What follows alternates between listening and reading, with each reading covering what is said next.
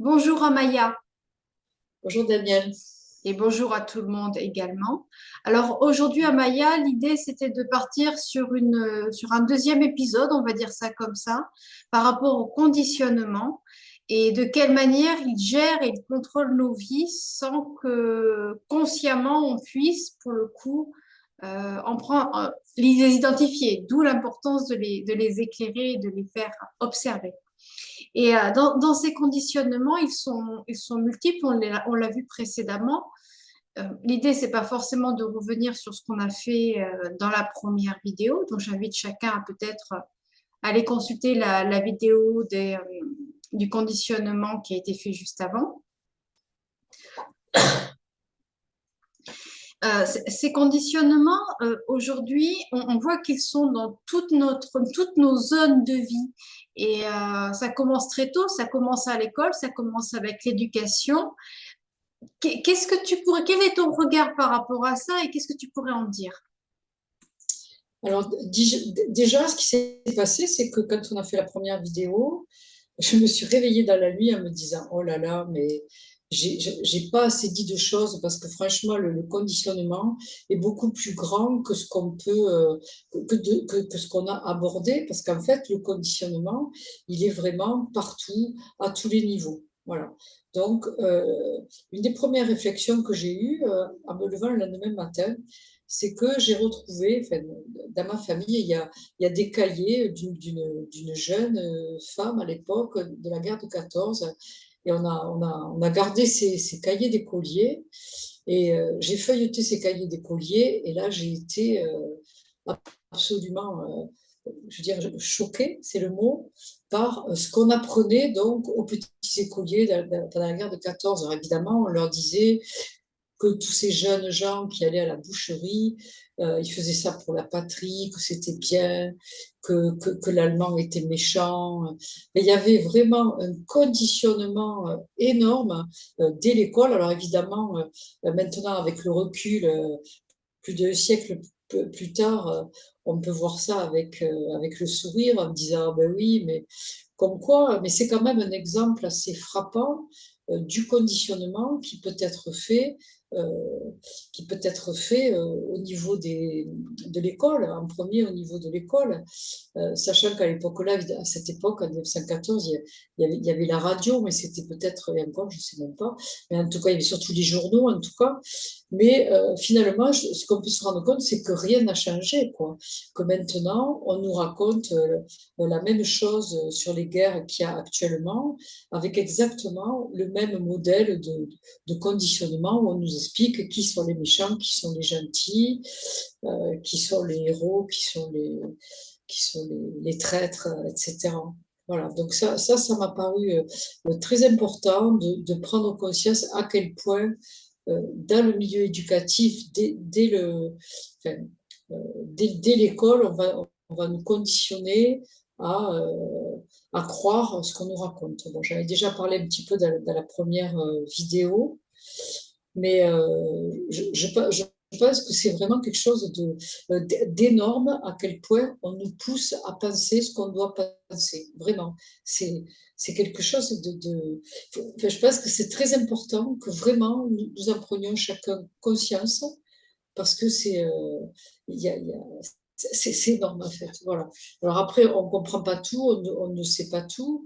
Mais moi, ce que je ressens, en fait, le message que j'avais eu cette nuit-là, c'est que vraiment, sortir du conditionnement, c'est vraiment le début aussi de l'éveil, puisque là, on parle des clés pour l'éveil des consciences. Eh ben, déjà, prenons conscience de ce conditionnement. Et puis, voilà, donc on va un petit peu peut-être approfondir.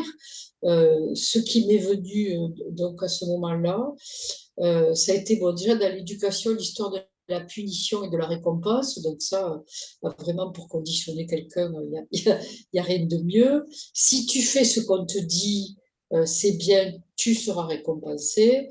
Si tu fais pas ce qu'on te dit, c'est mal, donc tu seras puni. Voilà. Donc ça, c'est déjà dans l'éducation. Il faut savoir aussi que, alors je ne sais pas si c'est encore dans l'idée, mais on va dire avant les années 70, avant les années 60, on pensait que l'enfant, il n'était rien, qu'en fait, l'enfant, il fallait l'éduquer complètement, c'est-à-dire il fallait lui apprendre la notion du bien, du mal, qu'un enfant, il fallait complètement le modeler, quoi. Donc il y avait ça aussi. Je pense que maintenant, ça a un petit peu changé cette vision de l'enfant. Enfin, en tout cas, ça a tellement changé pour moi que peut-être je m'imagine que ça a changé pour tous. Ceci dit, peut-être encore des personnes qui pensent qu'un enfant, il faut complètement tout lui apprendre et que lui, finalement, il n'est que ce qu'on va faire de lui. Voilà, ça a été quand même longtemps dans notre culture, par exemple. Et ça, c'est un grand conditionnement. Dans ce que tu dis, ça fait penser à l'objectisation de l'être. De toute façon, on parle de l'enfant, mais c'est valable également pour les animaux, même pour les végétaux. On a tendance à mettre une dimension uniquement d'objet à l'autre, à un facteur d'utilité. Et dans ce facteur d'utilité, ben, tout est conditionné autour. Et en plus, ce qui est intéressant dans ce que tu dis avec ton exemple de cahier d'école que tu as retrouvé, c'est-à-dire que, bon, là, c'est un exemple au niveau de la Première Guerre, mais c'est pareil à toutes les époques, de toute façon, comme tu le soulèves, il y a toujours cette notion de bien et de mal dans la transmission. Et quel est le regard aussi dans l'histoire en fonction de ce bien et de ce mal, on est toujours là. On est toujours sur une transmission qui va poser quelque chose de positif face à quelque chose de négatif. Là, on va parler de dualité, si on veut. Mais on est aussi, comme tu le dis très bien, on est dans le domaine du conditionnement dans l'éducation, mais pas que, puisque l'idée n'est pas de tirer à boulet rouge sur l'éducation dans sa globalité. Il y a quand même eu des choses positives qui en ont été retirées, mais dans la... Moi, je tire à boulet rouge sur rien du tout, Daniel, bien évidemment, mais c'est surtout de prendre conscience à quel point on va dire que même les éducateurs ou les professeurs sont eux-mêmes manipulés. Donc, de toute façon, je veux dire, par exemple, les professeurs des écoles, je sais qu'ils ont un programme à suivre. On leur dit d'enseigner les mathématiques de telle façon et pas d'une autre.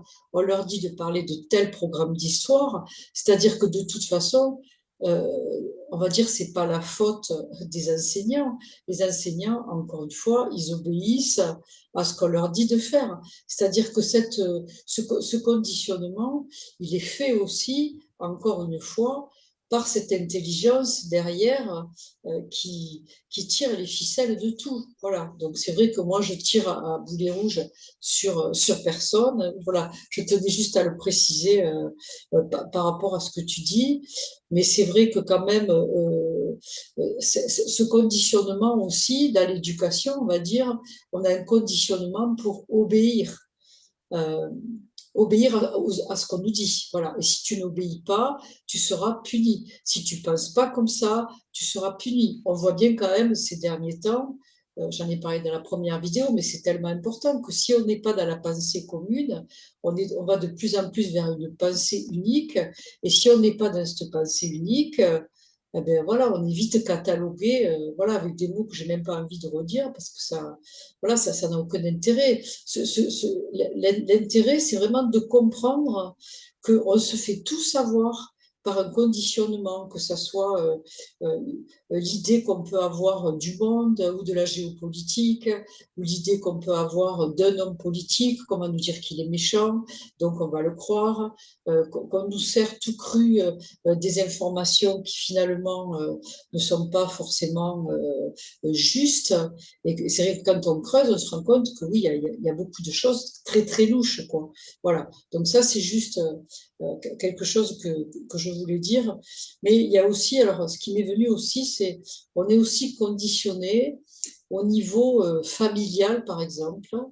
Ça, j'ai envie de parler de ça aussi par les fidélités familiales. C'est-à-dire que voilà, le conditionnement, il va vraiment au-delà de l'éducation, en fait, on va dire, par la société, mais aussi le conditionnement au niveau familial. C'est-à-dire que consciemment ou inconsciemment, on va être fidèle au souhait enfin, à ce que nos parents veulent de nous. Ou alors on va être complètement rebelle, mais quelque part, si on est complètement rebelle, c'est-à-dire si on va dans l'opposition totale, finalement c'est un conditionnement contraire, et ça arrive souvent comme ça, c'est-à-dire, je ne sais pas, si on a eu des parents très très stricts, eh bien, on va partir peut-être, l'enfant il va partir dans quelque chose de débridé, de libre, etc.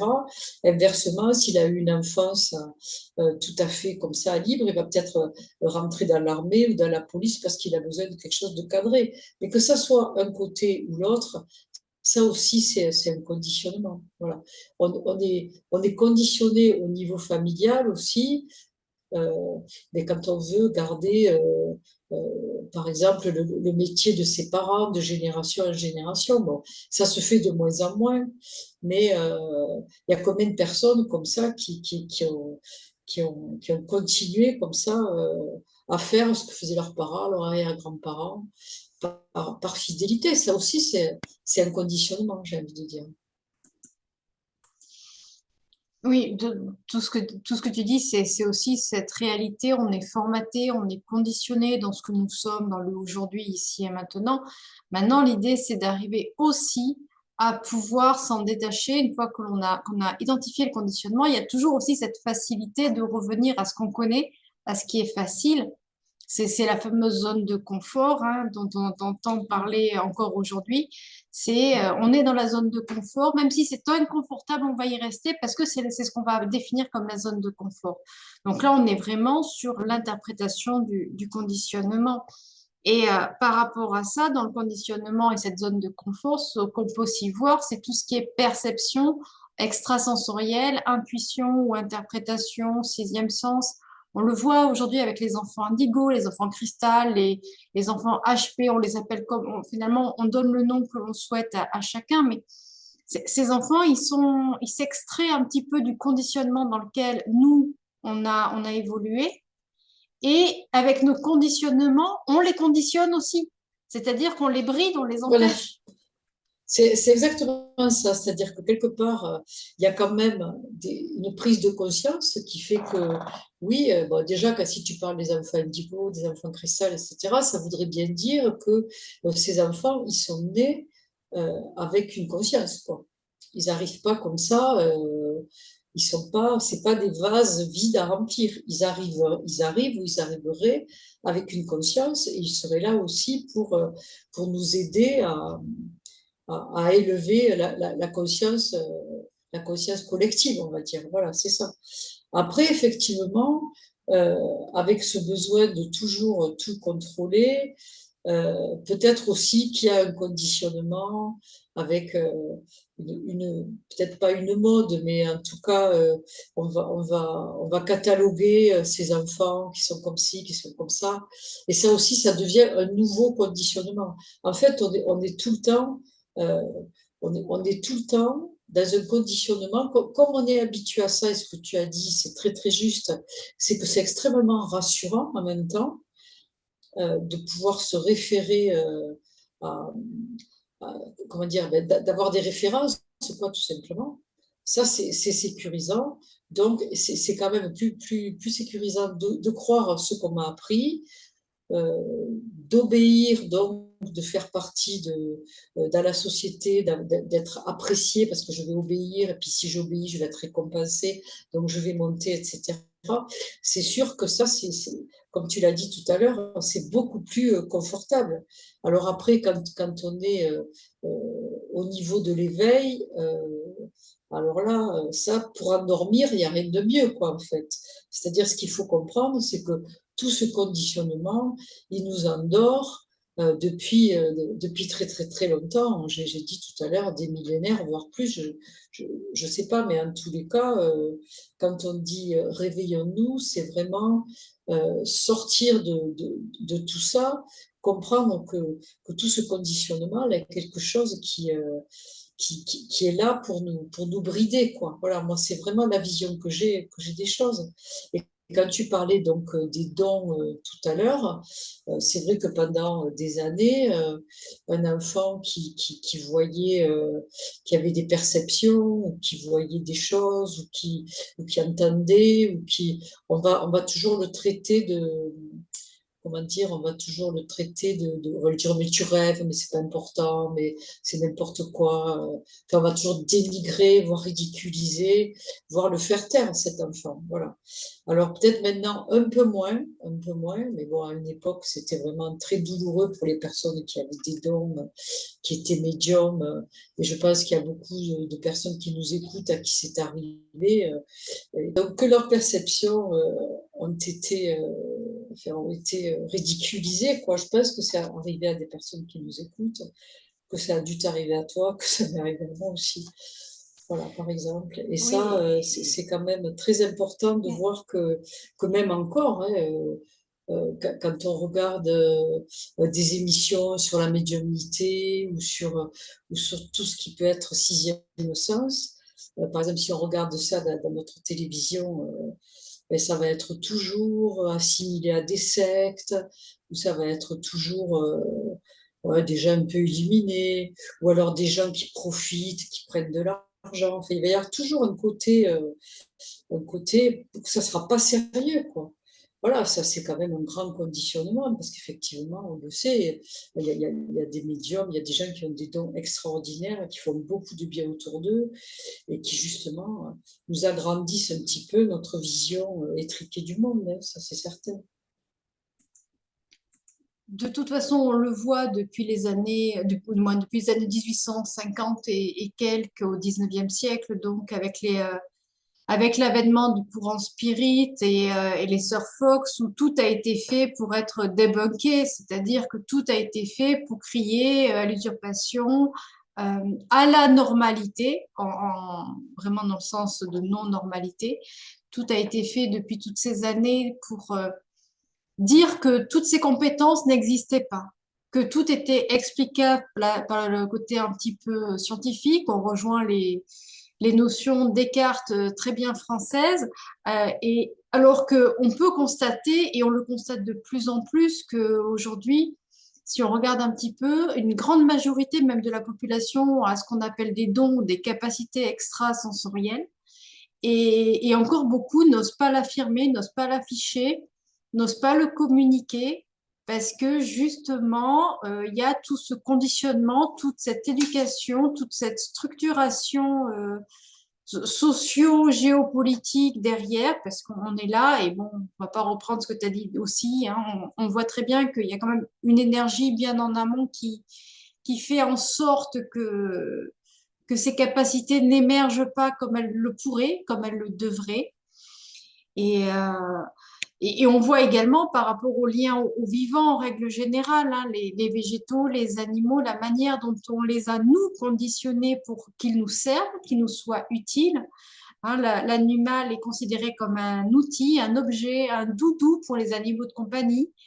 Et les animaux sauvages, n'en parlons pas, ils sont maltraités, massacrés, abattus, et sans raison, sans logique, sans rien du tout. Et Oui, oui, c'est ça, oui, oui. Oui, oui. oui, Non, mais tu as tout à fait raison, Daniel, c'est-à-dire que par rapport au vivant, on fait tout pour nous couper de notre ouverture au vivant, et donc de notre ouverture de cœur aux vivants, aux animaux. Oui, voilà, que ce soit les animaux, comme je l'ai dit la dernière fois, le règne végétal, aussi le règne minéral.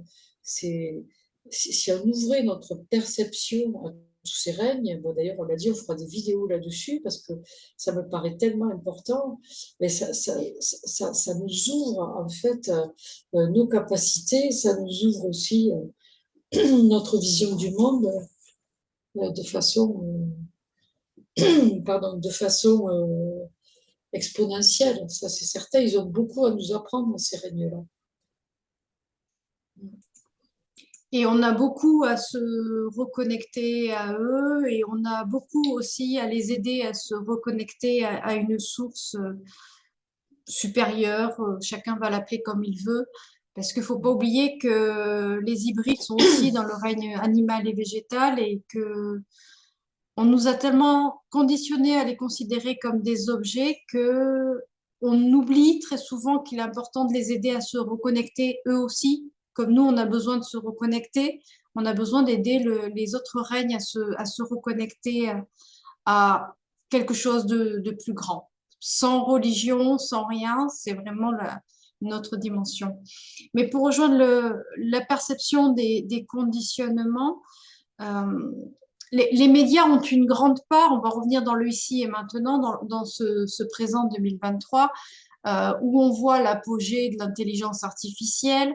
Là encore, on voit très bien que tout est fait pour que l'humain en soi soit bien conditionné pour trouver ça merveilleux, fascinant, extraordinaire, alors qu'on constate que ben, ça fait que finalement, ben, cette intelligence artificielle, elle prend le dessus, elle prend le relais, elle nous conditionne aussi pour être autre chose, pour ne plus sortir de chez nous, pour ne plus rien faire, pour rester enfermé entre quatre murs, être livré à la maison, ne plus voir personne, etc., etc. On en revient aussi là. Oui, c'est-à-dire qu'en fait, dans ce que tu dis, c'est vrai que le conditionnement, il est de plus en plus fort et de plus en plus violent. Euh, Parce que ce conditionnement, de plus en plus, d'abord, il apparaît, je trouve aussi, il se révèle. Donc ça a deux aspects. C'est que le fait qu'il se révèle, eh bien, peut-être ça va nous permettre, ça va permettre au plus grand nombre de prendre conscience qu'il y a quelque chose qui ne va pas. Et en même temps, pour ceux qui n'en prennent pas conscience, qui sont vraiment complètement sous hypnose de tout ça, effectivement, on va vers quelque chose de très dangereux qui nous coupe du vivant, ça on l'a bien compris, mais bien sûr qui nous coupe de notre âme. Encore une fois, c'est ça qui est grave et c'est là qu'il faut absolument en prendre conscience et essayer justement euh, d'être le plus possible en connexion avec notre âme pour que ça devienne contagieux pour les autres.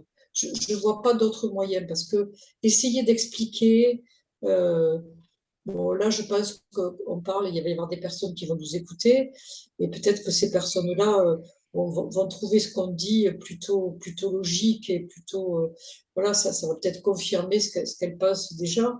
Mais moi, ce que j'ai envie de dire, c'est qu'on ne va pas aller convaincre les autres de tout ça, mais par contre, en étant le plus possible dans la vie, le plus possible connecté, en donnant cet exemple, en étant le plus possible dans le cœur, ça, je pense qu'on peut être contagieux pour que ce conditionnement, il ait moins d'emprise, parce que là, maintenant, on peut parler de ça.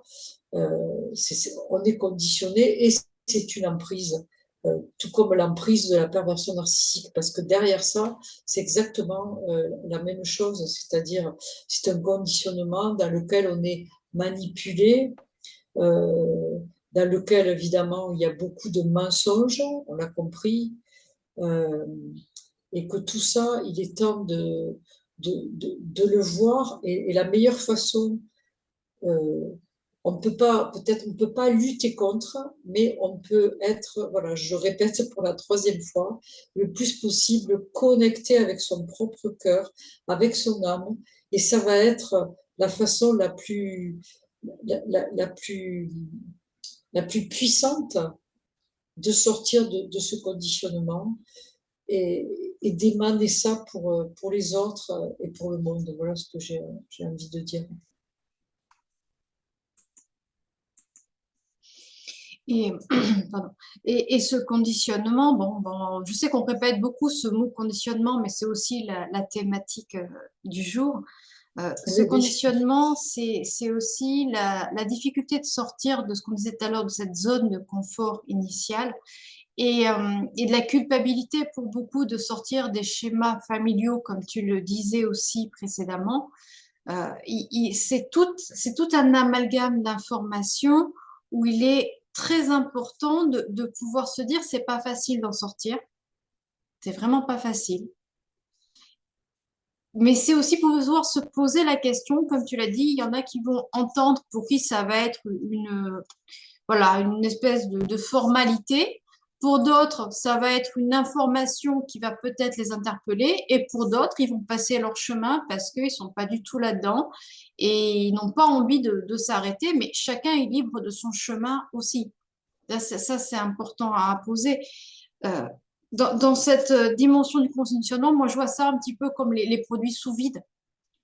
On est sous vide, on est dans notre emballage, on est dans notre emballage plastique, pour le coup, parce qu'on est quand même fait d'un grand pourcentage de plastique aujourd'hui avec tout ce qu'on mange, tout ce qu'on est conditionné pour manger. Mais ça me fait penser aussi à ces notions de détox.